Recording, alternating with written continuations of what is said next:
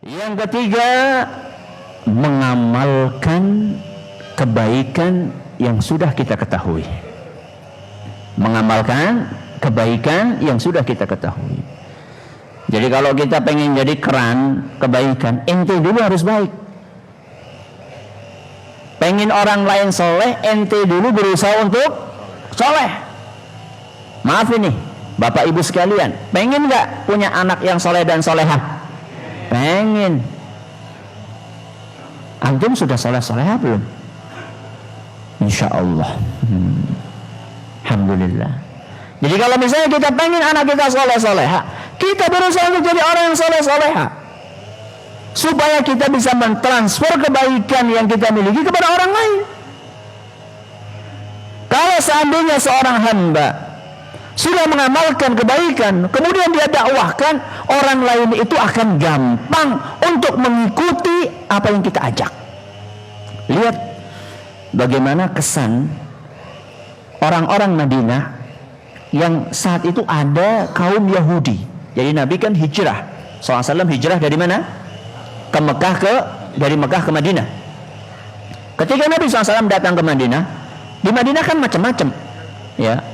Ada orang Ansor, Muslim, berarti ada Yahudi, ya, ada orang Yahudi, ada suku Aus, ada suku Khosraj, macam-macam, ada orang musyrikin, macam-macam. Ketika Nabi SAW datang, pada berbondong-bondong datang menyambut kedatangan Nabi kita Muhammad SAW. Di antara yang ikut ada seorang Yahudi yang namanya Abdullah bin Salam. Siapa namanya? Abdullah bin Salam. Bismillah. Kata beliau, ketika orang-orang lagi pada ngerumunin Nabi, saya ikut ngerumun situ. Saya ikut melihat Nabi SAW. Kata dia, faji'tu fin nasi li'anzura ilaihi. Saya pun ikut sama orang-orang pengen lihat kayak apa sih orang yang namanya Muhammad, kok heboh banget gitu. Subhanallah, apa yang dia rasakan begitu melihat wajah Nabi SAW. Kata beliau, falamma istabantu wajha Rasulullah sallallahu alaihi wasallam, araftu anna wajhahu laysa biwajhi kadzdzab. Ketika saya melihat wajah Nabi SAW, begitu saya melihat wajahnya, langsung saya yakin bahwa ini adalah orang yang jujur. Ini bukanlah seorang pendusta. Karena sebelumnya ada isu-isu yang dikembangkan oleh musyrikin Quraisy, mengatakan bahwa Nabi SAW tukang sihir, dukun, orang gila, kemudian pendusta. Itu kan isu itu tersebar itu.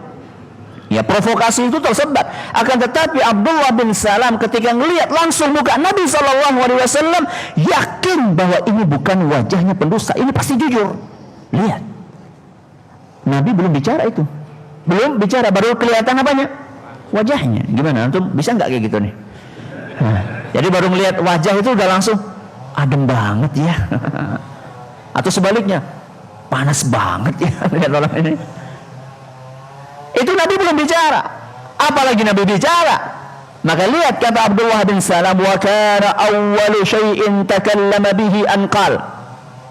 Dan yang pertama kali diucapkan oleh Nabi sallallahu alaihi wasallam ketika beliau sampai di Madinah, ya ayyuhan nas, wahai para manusia, afshus salam. Apa artinya? Tebarkanlah salam. Wa at'imut ta'am, kasih makan sama orang lain. Wa sallu wan nasu niyam, salat malamlah kalian ketika orang-orang lagi pada tidur. Apa ganjarannya? Tadkhulunal jannata bisalam, kalian akan masuk surga dengan penuh kedamaian. Tambah mantap itu Abdullah bin Salam. Maaf nih, kadang-kadang ada sebagian orang penampilannya kayak Masya Allah soleh banget, begitu ngomong ternyata maaf nih, kadang-kadang ada sebagian orang seperti itu ya. Tapi Nabi SAW mukanya sudah bersih, omongannya, apa yang disampaikan, ajarannya lurus. Kenapa beliau bisa seperti itu? Karena diamalkan ilmunya. Makanya kalau misalnya kita berdakwah sudah ngajak orang kok nggak mau, jangan buru-buru nyalahkan orang lain. Mungkin kitanya belum ngamalin, mungkin kitanya yang keliru caranya. Dan inilah yang seharusnya dilakukan oleh seorang muslim. Jangan cuma kerjaannya mencari kambing hitam, mencari siapa sih ya. Dia berusaha untuk introspeksi diri, apa sih sebenarnya kekeliruan saya? Oh, mungkin saya ngajak orang untuk khusyuk, tapi saya sendiri tidak khusyuk. Inilah yang biasa diistilahkan dakwah bil hal. Dakwah bil hal. Dakwah dengan perilaku sendiri kita. Ngajak orang untuk sholat, kita sholat. Jangan sampai menjadi orang-orang yang jarkoni. Ini bahasa Jawa yang kedua. Jarkoni, apa tuh artinya? Ngajar ragelem ngelakoni. Paham nggak? Jadi kita jadi les bahasa Jawa nih. Ngajar nggak mau ngelakoni, nggak mau melakukan. Ini hati-hati nih orang-orang yang seperti ini. Na'udzubillahi min dzalik. Ada sebuah hadis yang serem kalau kita baca ya. Kata Nabi sallallahu alaihi wasallam, yuja'u lirrajuli yawmal qiyamati fayulqa fin nari fatandaliqu aqtabuhu fin nar fayaduru kama yadurul himaru birahah. Kata Nabi sallallahu alaihi wasallam, akan datang seorang yang dimasukkan oleh Allah ke dalam neraka Jahannam. Ketika sampai di neraka Jahannam, ususnya itu terburai, ususnya itu keluar dari perutnya.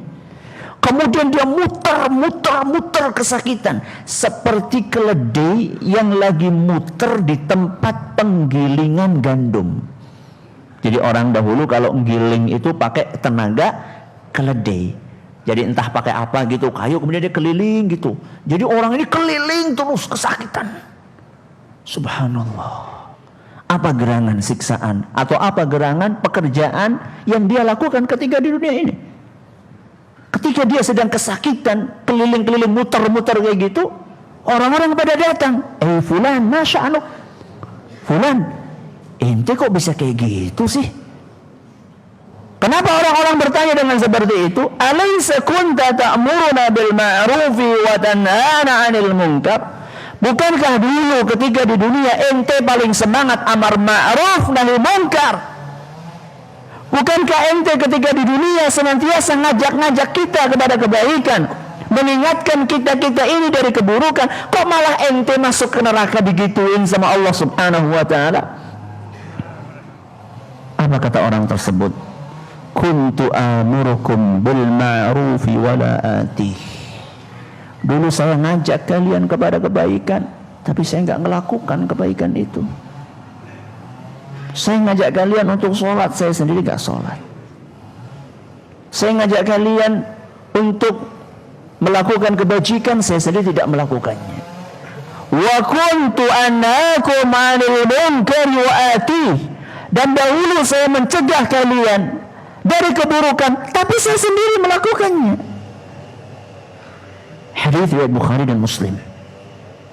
Hati-hati. Makanya langkah yang kedua, sebelum kita ngajak orang, kita berusaha untuk baik ya. Kita ngajak orang untuk ghaddul basar, kita sendiri tidak ghaddul basar. Di luar kita ngajak, ayo tundukkan pandangan mata. Di kamar buka sesuatu yang tidak layak untuk dibuka. Hati-hati ya.